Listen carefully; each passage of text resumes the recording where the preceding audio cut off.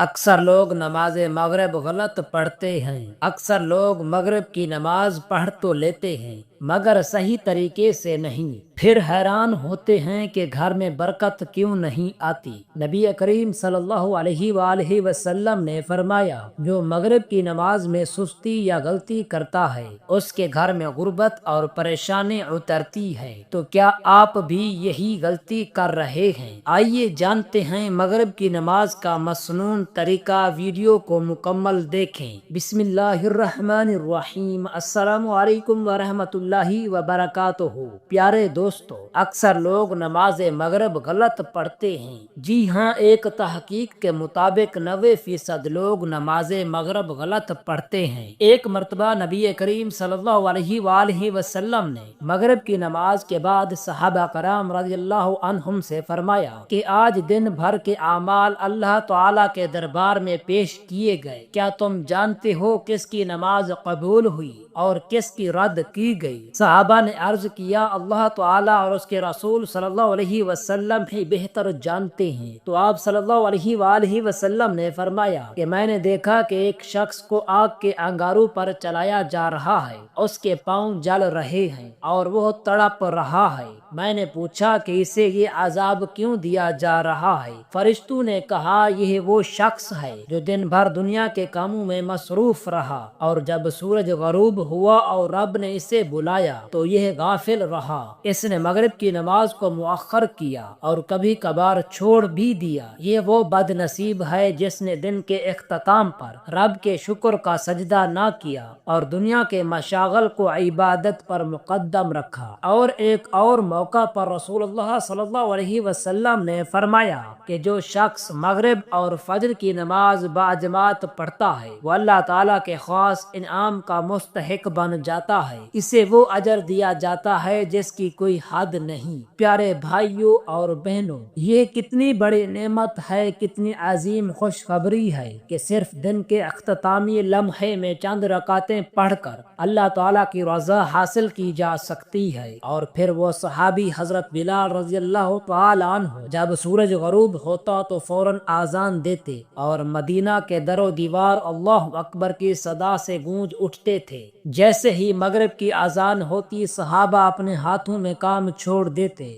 اور مسجد کی طرف دوڑ پڑتے تھے۔ حضور صلی اللہ علیہ وسلم کا چہرہ انور ان لمحات میں پرنور ہو جاتا، کیونکہ آپ جانتے تھے کہ اب میرے امتی اپنے دن کے اختتام پر رب کے حضور سجدہ ریز ہوں گے۔ یہ اذان ایسی ہوتی تھی جو دلوں کو جھنجھوڑ دیتی تھی اور روحوں کو جھکا دیتی تھی۔ ایک بار ایک شخص مغرب کی نماز سے غیر حاضر رہا تو نبی کریم صلی اللہ علیہ وآلہ وسلم نے نماز کے بعد پوچھا، فلاں کہاں ہے؟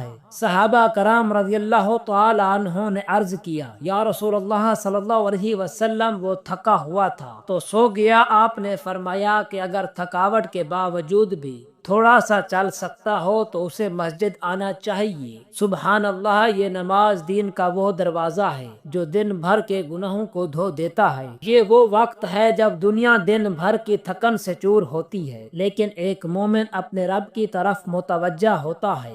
یہ وہ لمحہ ہے جب سورج غروب ہوتا ہے اور فرشتے اپنے قلم بند کر رہے ہوتے ہیں۔ وہ تمہارے پاس دن بھر کے اعمال اللہ پاک کے حضور پیش کر رہے ہوتے ہیں اور وہ چاہتے ہیں کہ دن کے اختتام پر تمہاری عبادت بھی شامل ہو۔ رسول اللہ صلی اللہ علیہ وسلم نے فرمایا کہ مغرب کی نماز کے وقت فرشتے تمہارے دن بھر کے اعمال کے ساتھ آسمانوں کی طرف جاتے ہیں۔ اللہ تعالیٰ ان سے پوچھتا ہے، حالانکہ وہ سب کچھ جانتا ہے، کہ تم نے میرے بندے کو کس حال میں چھوڑا؟ فرشتے کہتے ہیں کہ ہم انہیں نماز پڑھتے ہوئے پایا اور نماز پڑھتے ہوئے چھوڑ آئے۔ اے وہ لوگوں جو مغرب کے وقت مشغول رہتے ہو اور نماز کو مؤخر کرتے ہو، تمہاری دنیا تمہیں کیا دے سکتی ہے جب تم اس لمحے کو ضائع کرتے ہو جس میں رب تمہیں خاص طور پر اپنی طرف بلاتا ہے۔ نماز مغرب کا صحیح طریقہ سیکھنا ہر مسلمان پر لازم ہے، کیونکہ یہی وہ نماز ہے جو دن کے خاتمے پر بندے کو رب سے جوڑتی ہے۔ یہ وہ نماز ہے جس میں سجدہ شکر بھی ہے اور ندامت کا اظہار بھی۔ نماز مغرب کی 3 رکعت فرض نماز ہوتی ہے جن کی نیت دل میں میں کی جاتی ہے کہ میں اللہ تعالیٰ کے لیے 3 رکعت فرض نماز ادا کرتا ہوں۔ نماز کا آغاز اللہ اکبر کہہ کر ہوتا ہے اور ہاتھوں کو اٹھا کر سینے پر باندھ لیا جاتا ہے، پھر ثنا یعنی سبحانک اللہم و بحمدک پڑھی جاتی ہے۔ اس کے بعد سورۃ الفاتحہ اور پھر قرآن مجید کی کوئی اور سورت یا کم از کم 3 آیات تلاوت کی جاتی ہیں، پھر رکوع کیا جاتا ہے اور سبحان ربی العظیم کہا جاتا ہے، پھر قیام اور سمیع اللہ لمن حمدہ ربنا لک الحمد، پھر سجدہ سبحان ربی اعلیٰ، پھر دوسرا سجدہ، اسی طرح دوسری رکعت مکمل کی جاتی ہے اور قاعدہ اولیٰ میں بیٹھا جاتا ہے، التحیات پڑھی جاتی ہے، پھر تیسری رکعت میں صرف سورۃ الفاتحہ پڑھی جاتی ہے، پھر نماز مکمل کی جاتی ہے اور سلام پھیرا جاتا ہے، نماز مکمل ہو جاتی ہے۔ فرض نماز کے بعد 2 سنت رکعت ہوتی ہے۔ اس کا طریقہ بھی اسی طرح ہے جس طرح پہلی 2 فرض رکعتیں پڑھی جاتی تھی، اس کے بعد 2 نفل نماز ہوتی ہے، اس کا بھی طریقہ یہی ہے، صرف نیت کا فرق ہے۔ جو پہلے 3 رکعتیں ہوتی ہیں اس میں نیت فرض کی ہوتی ہے اور 2 رکعتوں میں نیت سنت کی ہوتی ہے اور آخری 2 رکعتوں میں نیت نفل کی ہوتی ہے۔ یاد رکھو کہ مغرب کے وقت نماز پڑھنا ایک علامت ہے اس شخص کی جو اللہ تعالیٰ کی نعمتوں کو پہچانتا ہے اور شکر گزار ہے۔ جو لوگ دن بھر کی تھکن کے باوجود رب کے دربار میں حاضر ہوتے ہیں وہی اصل کامیاب لوگ ہیں۔ ان کے دن نور سے بھر جاتے ہیں، ان کی راتیں سکون سے بھر جاتی ہیں۔ نماز مغرب کے بعد تھوڑی دیر بیٹھ کر ذکر کرنا، سورۃ الواقعہ پڑھنا اور مذکور اذکار ادا کرنا باعث برکت ہے۔ رسول اللہ صلی اللہ علیہ وسلم خود بھی مغرب کے بعد کچھ دیر اللہ تعالیٰ کا ذکر کرتے تھے۔ یہ وقت دعاؤں کی قبولیت کا وقت ہوتا ہے۔ جو لوگ رزق کی تنگی میں مبتلا ہوں انہیں چاہیے کہ وہ نماز مغرب کے بعد کچھ وقت اذکار میں لگائیں۔ وہ دیکھیں گے کہ ان کے رزق میں کشادگی آ جائے گی، ان کے دلوں کو سکون ملے گا، ان کے گھروں میں برکت آ جائے گی۔ جو والدین چاہتے ہیں کہ ان کی اولاد نیک ہو وہ اپنے گھروں میں مغرب کی نماز کا اہتمام کریں، بچوں کو عادت ڈالیں گھر میں نماز کی اذان ہو، ماں باپ خود اٹھیں اور بچوں کو بھی جگائیں، ورنہ یہ وقت ہاتھ سے نکل جائے گا اور صرف پچھتاوا رہ جائے گا۔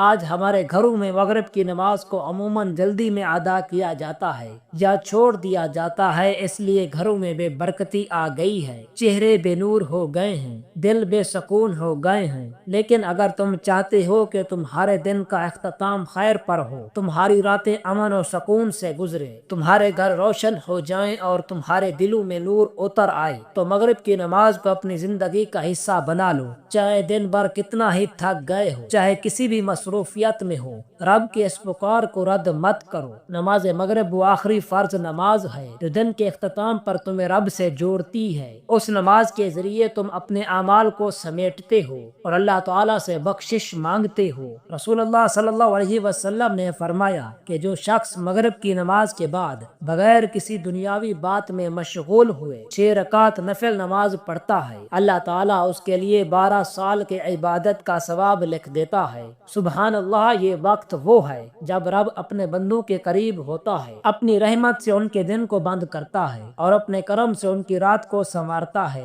اے وہ لوگوں جو زندگی کی پریشانیوں سے گھبرائے ہوئے ہو، جو سکون چاہتے ہو، جو رزق میں کشادگی چاہتے ہو، تو دل کے زخموں کا علاج چاہتے ہو، مغرب کے وقت رب کے سامنے کھڑے ہو جاؤ۔ تم دیکھو گے کہ اس کا نور تمہاری زندگی کو بدل دے گا، تمہیں سکون عطا کرے گا، تمہارے بوجھ ہلکے کرے گا، تمہیں وہ قرب عطا کرے گا جس کے لیے نیک لوگ تڑپتے ہیں۔ نماز مغرب صرف ایک نماز نہیں، یہ دن کا آخری پیغام ہے رب کی طرف سے۔ یہ سجدہ شکر کا ہے، توبہ کا ہے، مغفرت کا ہے۔ اسے کبھی ضائع نہ کرو، چاہے دنیا تمہیں روکنے کی کتنی ہی کوشش کرے۔ تم نے اپنے رب کے حضور جھکنا ہے تاکہ وہ رب تمہیں انعامات سے نواز دے۔ اللہ تبارک و تعالی سے دعا ہے کہ ہم سب کو 5 وقت کی نماز باجماعت ادا کرنے کی توفیق عطا فرمائے اور ہم سب کو شریعت کے مطابق زندگی گزارنے والا بنائے۔ آمین ثم آمین۔ جزاک اللہ۔